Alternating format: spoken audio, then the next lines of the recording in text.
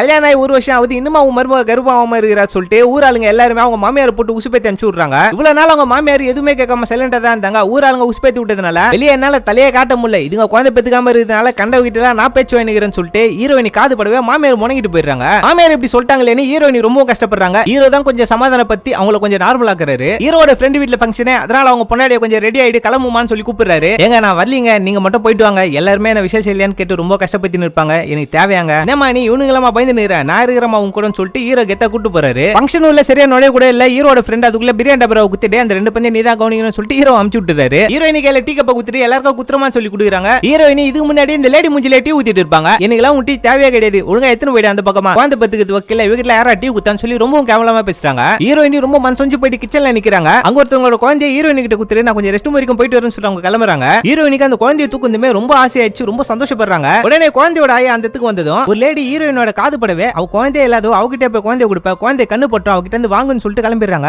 ஹீரோயினிக்கு ரொம்ப மனசு ஒஞ்சு போயிட்டு அவங்களோட வீட்டுக்கு போயிடுறாங்க. என்னமா என்கிட்ட கூட சொல்லாம வீட்டுக்கு தனியா வந்துட்டேன், இதுக்கப்புறம் நான் எங்கேயுமே வெளியே வர மாட்டேன், நான் வீட்டுலயே தான் இருக்க போறேன்டா, எனக்கு ரொம்ப கஷ்டமா இருக்குதுடா, ஏமா இதெல்லாம் கவலைப்பட்டுங்கிறேன்னு சொல்லி அவன ஆதலா பேசுறான். நீ வேணா ஒன்னு பண்ற, என்ன கூட்டு போயிட்டு என் வீட்லயே விட்டு நீ வேற ஒரு கல்யாணம் கூட பண்ணிக்கிட்டான்னு சொல்லிட்டு ஹீரோயினி சொல்றாங்க. நேடி லூஸ் மாதிரி பேசினே சொல்லிட்டு ஹீரோ கொஞ்சம் டென்ஷன் ஆயிட்டு அங்கிருந்து வெளியே கிளம்பிடுறாரு. இதுக்கப்புறம் என்னெல்லாம் நடந்துச்சுன்றதை அத்த பாட்டுல சொல்றேன். தேங்க்யூ.